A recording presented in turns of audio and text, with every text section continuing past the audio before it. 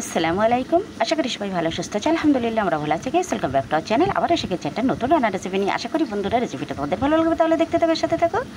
অনেক প্রীতির শুভেচ্ছা জানিয়ে আজকে রান্নাটা আমি শুরু করে দিচ্ছি।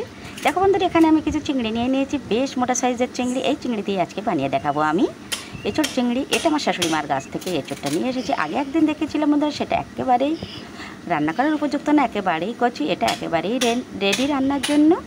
একটু এরকম সাইজ হলে বেশ দানাগুলো একটু মোটা হয়, তখনই কিন্তু খেতে হেভি লাগে। এক সাইডে কিন্তু আমি ভাত চাপিয়ে দিয়েছি, আর এক সাইডে কিন্তু আমি কড়াই বসিয়ে দিলাম। কড়াইটা গরম হয়ে গেছে, এখন আমি দিয়ে দিলাম তেল। তেলের মধ্যে এখন আমি দিয়ে দেবো পেঁয়াজ, রসুন, কাঁচা ও পাকা লঙ্কা। এগুলো আমি সুন্দর করে মশলাটা একটু ভাজা ভাজা করে নেব। আজকে কিন্তু আমি এঁচোড়টা ভাপিয়ে নেব না, একেবারেই এঁচোড়টা ভাপাতে হবে না, একেবারেই পুড়ে গেছে। এখন যেহেতু একেবারে পেকে যাওয়ার সময়, এজন্য এই এঁচোড়টাকে আর ভাপাতে হবে না। এতে কষ বলতে আর কিছু নেই। এটা এভাবেই রান্না করলে হেবি সুন্দর হবে। যদিও এঁচোড়গুলো এখন নাবি ছিল, এই জন্য এখন রান্না করা যাচ্ছে, নয়তো কিন্তু এখন একেবারেই পাকাচ্ছে। যে মশলাটা একটু ভেজে নিয়ে আমি দিয়ে দিলাম সেই চিংড়িগুলো, আর দিয়ে দিচ্ছি স্বাদ মতো লবণ, দিয়ে দিচ্ছি পরিমাণ মতো হলুদ। এখন আমি চিংড়িটা একটু ভাজা ভাজা করে নেব।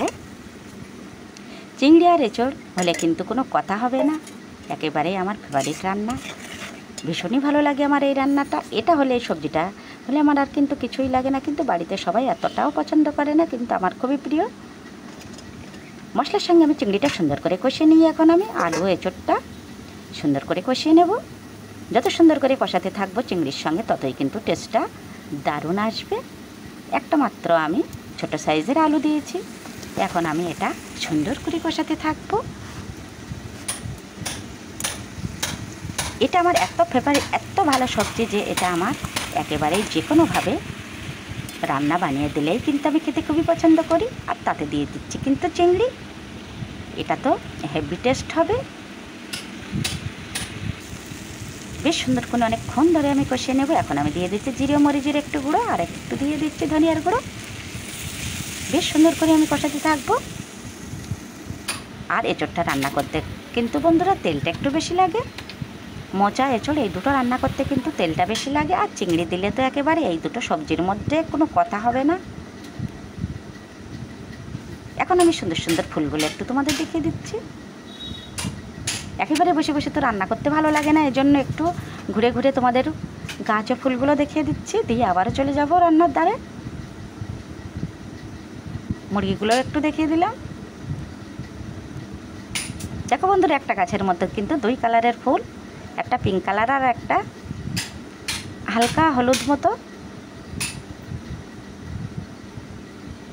একেবারে বাড়ির ভেতরটাই ফুলের জন্য কি সুন্দর লাগছে। এই ছোট ছোট মুরগির বাচ্চাগুলো আমি কিনেছি, সেটাও তোমাদের সঙ্গে শেয়ার করলাম। বেশ সুন্দর করে আমি এখন কষাতে থাকছি।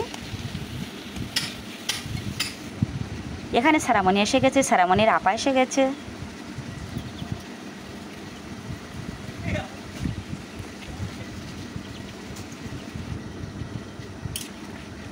বেশ সুন্দর করে এখন আমি চিংড়ি এঁচোড়টাকে আমি কষিয়ে নেব।